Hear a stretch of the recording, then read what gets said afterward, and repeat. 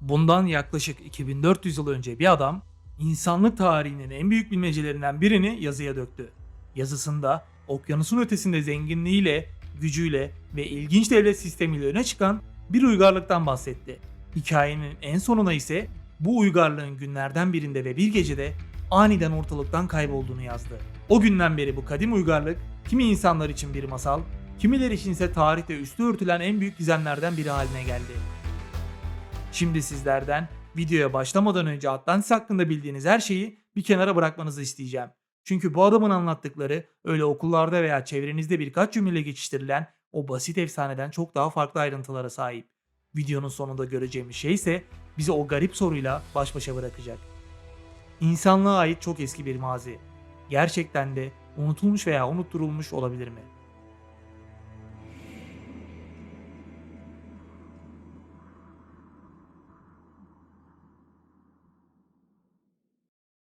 Çözülemeyen bu hikaye M.Ö.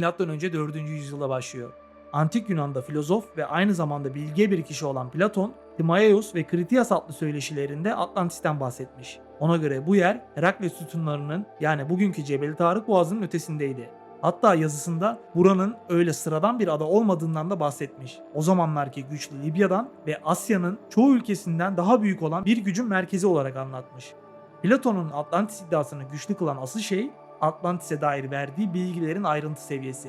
İç içe geçmiş kara ve su halkalarından, merkezden denize açılan bir kanaldan, sıcak ve soğuk su kanallarından, değişik limanlardan, köprülerden, tapınaklardan ve ülkenin güçlü bir yönetim düzenine sahip olmasından bahsetmiş. Hatta Atlantis'in sadece tek bir kral tarafından yönetilen basit bir şehir olmadığını, değişik bölgelere ayrılmış, birden fazla yönetime sahip, yani bunun günümüzdeki eyalet sistemi gibi düşünebilirsiniz, büyük bir güç yapısına sahip olduğunu anlatmıştır. Böyle bir ayrıntı yoğunluğu ister kurgu olsun ister tarihsel bir söylenti, Platon'un bu hikayeyi kafasından rastgele kurup oluşturmadığını düşündürmekte.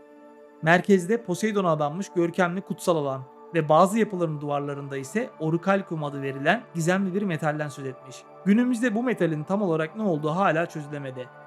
Asıl önemli olan şey ise şu: Platon Atlantis'i sadece zengin ve kadim bir yer olarak değil, aynı zamanda mühendislik bilgisi oldukça gelişmiş, suyu ve çevreyi iyi derecede organize etmeyi bilen zeki, gelişmiş bir uygarlık gibi anlatmış. Platon'un verdiği bir başka kritik detaysa zaman. Hikayenin çıkış noktasını ve kaynağını Mısırlı rahiplere bağlar.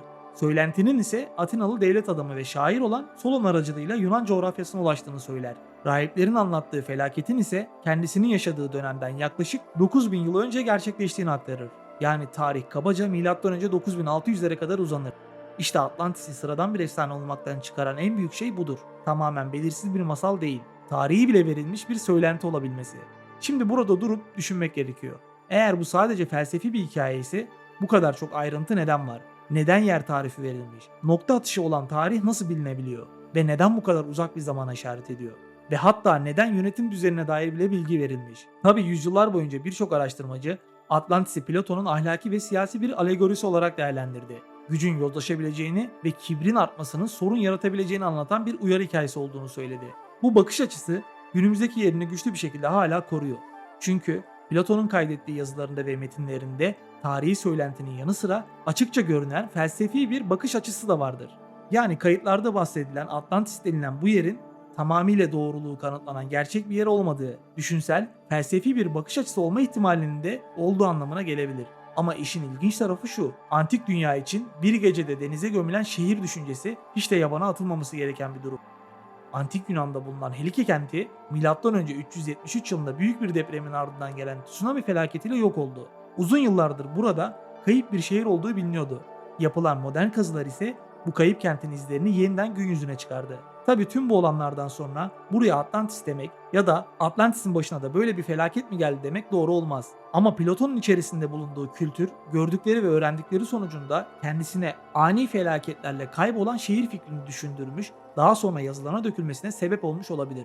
Üstelik Atlantis söylentilerinin kaynağı olabilecek başka bir benzer felaket daha var. Bazı araştırmacılar bu efsanenin köklerine inildiğinde Ege coğrafyasını sarsan doğruluğu kanıtlanmış bir felaketin izlerinin bulunabileceğini söyler. Santorini, yani eski adıyla Tera'daki büyük volkanın patlaması ve onun ardından gelen yıkım süreci. Burası uzun süredir Atlantis hakkında söylenen efsanelerle ilişkilendiriliyor. Bu teori tabii ki hiçbir zaman kesinleşmedi. Ama şunu da mantıksal açıdan bizlere düşündürüyor. Belki de Platon tek bir olayı değil de farklı zamanlarda gerçekleşen, insanların gördüğü ve nesiller boyunca aktardığı felaket anılarını tek bir büyük hikayede derleyip birleştirmiş olabilir mi? Ve şimdi hikayenin en tartışmalı ama en dikkat çekici konularından birine geliyoruz. Yongur Dryas. Bilim dünyasının kesin oldu dediği bu felaket yaklaşık 12.900 yıl önce dünyanın ani bir iklim değişikliği yaşaması olarak kabul ediliyor. Bu soğuma 1200 yıl sürdü. Tartışmalar ise bunun nasıl yaşandığı konusunda başlıyor. Bir grup araştırmacı dünyamıza bir gök cisminin çarpmasıyla bağdaştırdı. Başkaları ise bu hipotezi güçlü bir biçimde eleştirdi ve bu durumun pek ikna edici bulunmadığını savundu. Yani burada kesinleşmiş bir cevap yok ama gerçekten de insanlık tarihinin çok erken bir evresinde çok büyük bir çevresel kırılma yaşandığı açık. Bu nokta önemli. Çünkü son buzul çağının ardından deniz seviyesi bugünkünden yaklaşık 120 metre daha azdı. Başka bir deyişle bugün kıyıdan çok uzakta kalan geniş deniz tabanları bir zamanlar karaydı. İnsanların yaşayabileceği ovalar, kıyılar, ağ sahaları ve hatta belki de yerleşim bölgeleri vardı. Deniz yükseldikçe o eski dünyaların büyük bölümü sular altında kaldı. İşte tam burada Atlantis sorusu yeniden güç kazanarak karşımıza çıkıyor. Çünkü mesele artık okyanusun ortasında dev bir kıta battı mı sorusundan ibaret değil. Asıl soru şu: deniz seviyesi yükselmeden önce günümüzde suyun altında kalmış olan kıyılarda neler vardı? Bizim tarih olarak bildiğimiz şey gerçekten de sadece karada kalan bugünkü toprak parçalarından mı ibaret? Bu soruyu daha da yücelten şey okyanus tabanını hala tamamıyla bilmiyor oluşumuz. Dünya okyanus tabanının modern standartlarda ayrıntılı biçimde haritalanmış kısmı yalnızca %27 civarında. Yani hala büyük kısmı hakkında bilgiler oldukça eksik. Bu yüzden Atlantis vardı yoktu tartışması yalnızca bir efsaneye inanmak isteyenlerin merakıyla yaşamıyor. Aynı zamanda elimizdeki dünya haritasının eksik olmasıyla da efsaneliğini korumaya devam ediyor. İnsan zihni boşlukları hikayeleriyle doldurur ve bazen o boşlukların arasındaki bekleyen gölgeler keşfedilmeyi bekleyen geçmişlerde aydınlanır.